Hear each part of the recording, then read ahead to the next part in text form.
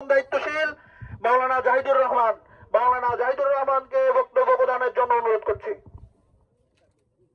লিল্লাহে তাকবীর, আল্লাহু আকবার, নারায়ে তাকবীর, কুরআনের আলো, আল হাদিসের আলো, বাংলাদেশ জামাত ইসলামী জিন্দাবাদ, বাংলাদেশ ইসলামী ছাত্র শিবির জিন্দাবাদ, নারায়ে তাকবীর। আলহামদুলিল্লাহ রাব্বিল আলামিন, والصلاة والسلام على أشرف الأنبياء والمرسلين وعلى آله وأصحابه أجمعين. أعوذ بالله من الشيطان الرجيم. بسم الله الرحمن الرحيم. لئن شكرتم لأزيدنكم ولئن كفرتم إن عذابي لشديد. صدق الله العظيم. من لم يشكر الناس فلم يشكر الله. صدق النبي صلى الله عليه وسلم.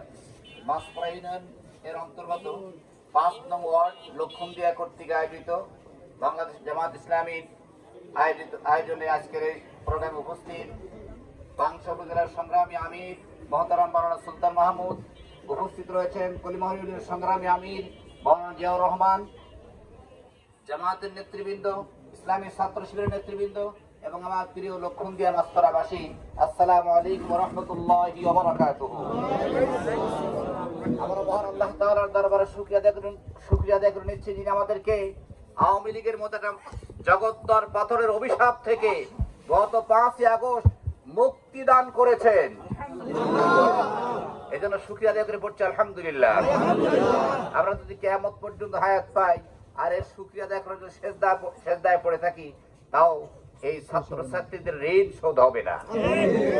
যাদের বুকের তাজা রক্ত, যাদের মায়ের বুক খালি হলো, বাপের কোল খালি হলো, বোনের আদরের ভাই চলে গেল, অনেক সন্তান এতিম হয়েছে, অনেক বয়স্ক মানুষ চলে গিয়েছেন, রিক্সাওয়ালা, শ্রমিক, কুলি, মজুর, সাধারণ নাগরিক, এরাও জীবন দিয়েছেন।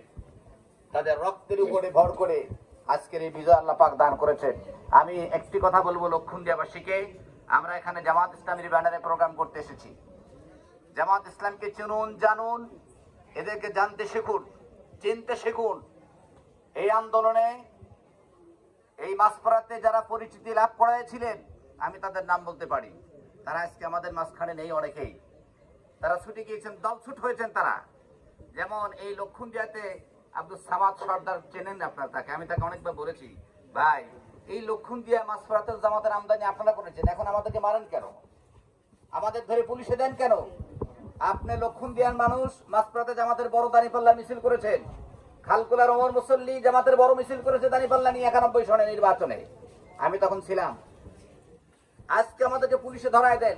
মাত্র কিছুদিন আগে আমি লক্ষণদিয়া মন্ডলপাড়া মসজিদে খুতবা এই আলোচনা করতে বসেছি, আকিদুল বলল যে এই মাত্র সামাদ সর্দার ফোন করেছে, আপনি যদি আর 2 মিনিট থাকেন আপনাকে ধরায় দেবে। তখন আমি প্রোগ্রাম শেষ না করে আমি এখানে উঠে চলে গেছি, ফুলবাড়ি দিয়ে মাসপাড়া চলে গেছি। আমি পাশে এই যে হাসেন খার বাড়িতে দোয়া অনুষ্ঠানে ছিলাম, দোয়া করেছি। হাসেন খার ছেলে সবুর এর মারা হয়েছে, তার জন্য দোয়া করা হয়েছে। এর জন্য আমাদেরকে, আমি রমজান ভাই ছিলাম, আমাদেরকে তারা ধাওয়া করেছে, ওই বাড়িতে তারা আক্রমণ করেছে। এগুলি কিসের লক্ষ্য? সন্ত্রাসীদের লক্ষ্য।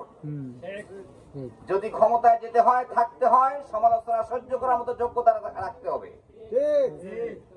আমরা দেখেছি ওমর রাদিয়াল্লাহু তাআলা যখন খেলাফতের দায়িত্বে ছিলেন, তখন তিনি যখন খুতবা দিচ্ছিলেন, একজন লোক বললেন আপনার কথা শুনবো না, মানবো না। বলে কেন? বলে আপনাকে বলতে হবে আপনার গায়ের এত বড় জুব্বা কেমনে হলে আপনার এত বড় লম্বা মানুষ, আমাদের তো এত বড় পাঞ্জাবি হয়নি। ছেলে আব্দুল উঠে বলছেন যদি জবাব অনুমতি দাও আমি জবাবটা দেই। হ্যাঁ দিতে পারো। তিনি বললেন গত সেশনে সরকারি যে কাপড় বিতরণ হয়েছিল, আমার আব্বা পেয়েছিল, আমিও পেয়েছিলাম, আমার পাঞ্জাবির কাপড়টা লাগেনি, আমার কাপড়টা আব্বাকে অফার করেছি, আমার আব্বা তারটা এবং আমারটা মিলে, দুটো মিলে তার এত বড় জুব্বা তৈরি হয়ে গিয়েছে। সুতরাং নাগরিকদের, মানুষের কথার সমালোচনা সমালোচনা সহ্য করার মতো মানসিকতা রাখতে হবে।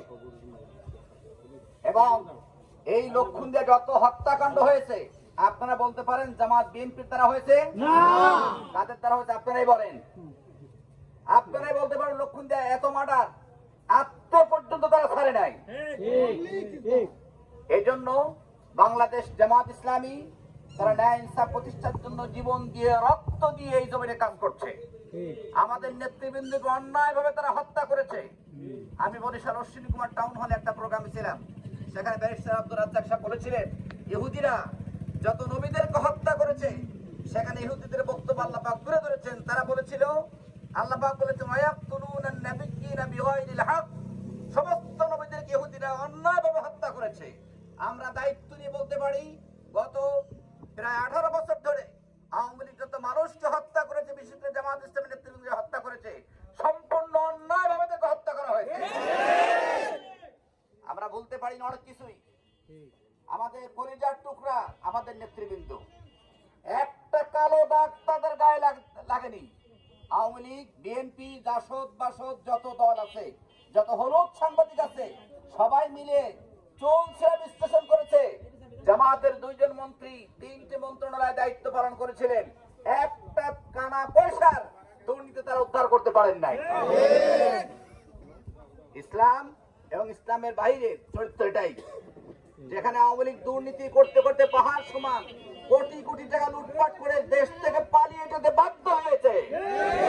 দেখেছেন গত পরশুদিন সালমান এফ রহমান এবং আনিসুল হক, এদেরকে গরুর দড়ি দিয়ে বেঁধে নৌকা থেকে নামানো হচ্ছে। অসত্য না সত্য? এক পাজা দাড়ি ছিল, আমার বেঁধে রাখা যাবে এত বড় দাড়ি সালমান এফ রহমানের। এই দাড়ি কেটে গেঞ্জি পরে সাদা চুল কালো করে পালাচ্ছে কেন? অপরাধটা কি? কি অপরাধ? মানুষ হত্যাকারী এরা। আজকে একজন বিজ্ঞ রাজনীতিবিদ আমাকে ঢাকা থেকে ফোন করে বলেছেন, জানেন আওয়ামী লীগ 100 বছর বাংলাদেশে দাঁড়াতে পারবে না। তবে হ্যাঁ, আমরা যদি বেঈমানি করি, আমরা যদি নাফরমানি করি, তাহলেই তারা আসতে পারবে। আমাদেরকে দায়িত্ব নিতে হবে, কাজ করতে হবে। এই জমিনে ওই অপশক্তি, ফ্যাসিবাদী শক্তি যেন আর দাঁড়াতে না পারে, আসতে না পারে। সবাইকে সজাগ থাকতে হবে, সচেতন থাকতে হবে। আল্লাহ একটা সুযোগ সৃষ্টি করে দিয়েছেন, একটা ময়দান আমাদেরকে দান করেছেন। এই ময়দানটা চাষ করার দায়িত্ব সকল ইমানদারদের, সকল মুসলমানদের, সকল দেশপ্রেমিক নাগরিকদের।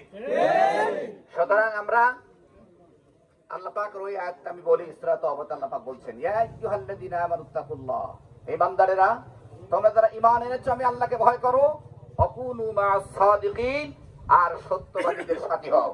আমি আপনাদেরকে জিজ্ঞেস করি, যারা আওয়ামী লীগ করেছিলেন, আওয়ামী লীগের কোন নেতারা সত্য কথা বলে বলেন আপনারা? কোন নেতা সত্য কথা বলে? ওর প্রাইম মিনিস্টার থেকে নিয়ে পিয়ন পর্যন্ত সব মিথ্যাবাদী। আমার নেতৃবৃন্দের কথা জানবেন, শুনবেন, একটা মিথ্যে কথা দুর্বিন্দু আপনি বের করতে পারবেন না।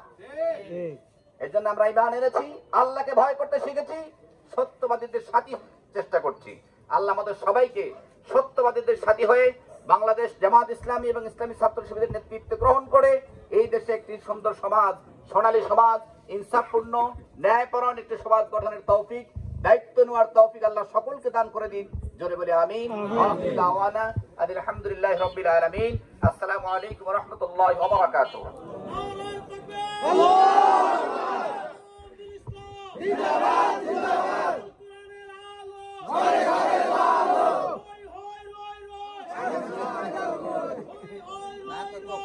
নারায়ে তাকবীর, নারায়ে তাকবীর। বাংলাদেশ জামাত ইসলামী জিন্দাবাদ জিন্দাবাদ, বাংলাদেশ জামাত ইসলামী জিন্দাবাদ জিন্দাবাদ, বাংলাদেশ ইসলামী ছাত্র শিবির জিন্দাবাদ জিন্দাবাদ, বাংলাদেশ ইসলামী ছাত্র শিবির জিন্দাবাদ জিন্দাবাদ, নারায়ে তাকবীর।